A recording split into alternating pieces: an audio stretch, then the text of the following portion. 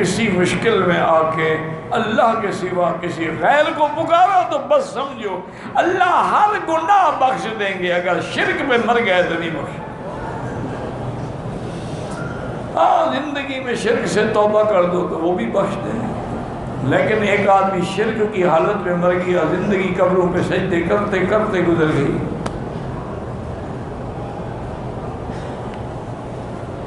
دعا کریں کہ جو لوگ بدعات میں مشغول ہیں وہ بیچارے اس کو دین سمجھ بیٹھے ہیں، اللہ ان کی ہدایت کرے، اللہ ان کو صراط مستقیم نصیب فرمائے۔ میرے بھائی روز نماز پڑھتے ہو، اہدنا الصراط المستقیم صراط الذین انعمت علیہم۔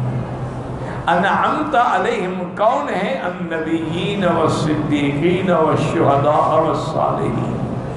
بس ان کے طریقے پہ چلو گے تو نجات پا جاؤ گے، اور اگر ان کے طریقوں کو چھوڑو گے تو پھر ہلاکت و بربادی ہے۔ وہ بیچارے بھی اسی کو دین سمجھے ہوئے ہیں، تو اس لیے علماء نے لکھا ہے نا کہ زانی توبہ کر لیتا ہے، ڈاکو توبہ کر لیتا ہے، قاتل توبہ کر لیتا ہے، بدعتی توبہ نہیں کرتا۔ اس کی وجہ یہ ہے کہ وہ تو بدعت کو دین سمجھے ہوئے، دین سے کیسے توبہ کرے؟ وہ اس کو غلط سمجھے تو توبہ کرے نا، وہ تو اس کو دین سمجھے ہوئے ہے کہ میلاد منانا دین ہے، 11ویں شریف دین ہے، قبروں پہ چڑھاوے چڑھانا دین ہے، 9 راتیں بیٹھنا دین ہے۔